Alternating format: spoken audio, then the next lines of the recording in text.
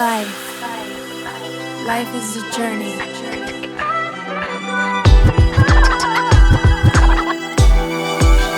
Here we go.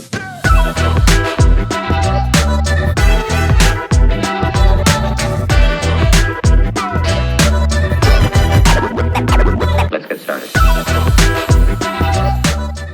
The name of the company actually came about from a story, another story, because actually people think that GOMO is an acronym. It's GOMO, Educational Services, but it's not an acronym. As I said, it's a story.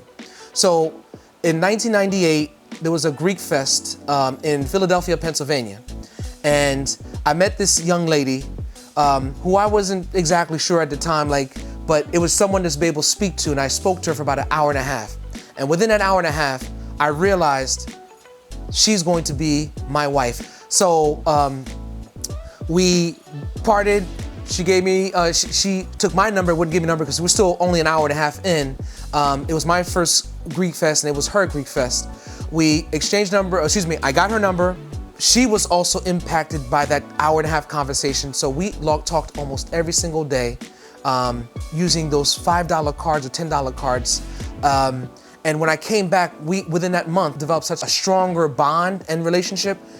Come back by September, we talked a little more after I get back home, and we actually met up in October.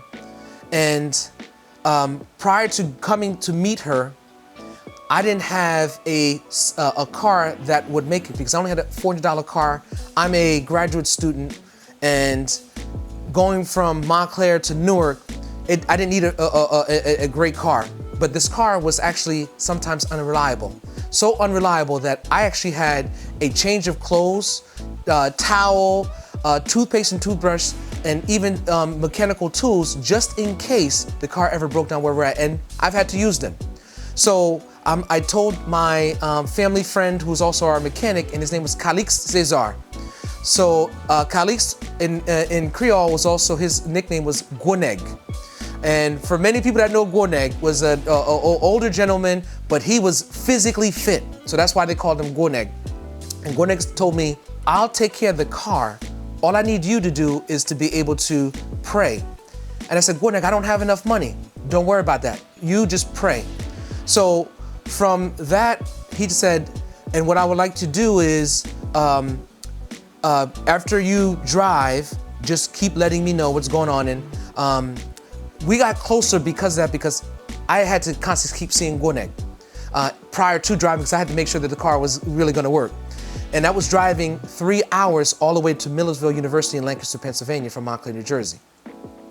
So go out there, eventually in October, I actually meet Erica now for the second time, but really it was like the first time, and I realized this woman is beautiful externally, but I got to know her for over 2 months internally. So it was like an automatic, that affirmed that she's gonna be my wife. After I drive back home, I told Gwoneg, the car made it.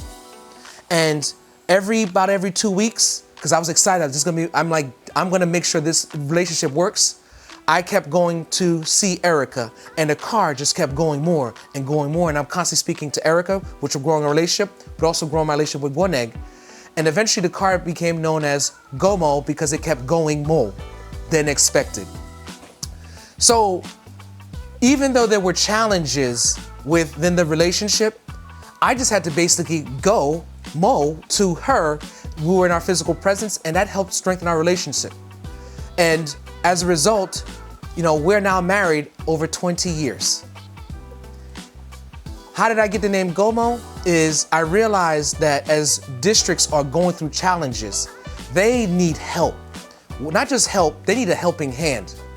So as you see in our logo, when you need a helping hand, you need help bridging research and practice, that's why you call GOMO.